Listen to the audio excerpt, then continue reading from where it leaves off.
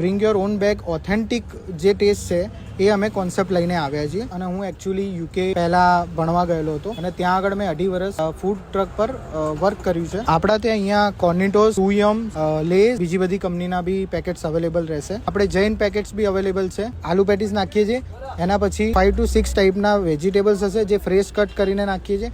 એના પછી 9 basic sauce અમારા છે જે યુકેથી ઇમ્પોર્ટ થાય છે. એ 9 સોસીસ આવશે જેની અંદર અમે મેયોનીઝ કે એવું કોઈ હેલ્થને કોઈ બી નુકસાન કરે એ ટાઈપનું અમે કોઈ સોસ રાખતા નથી.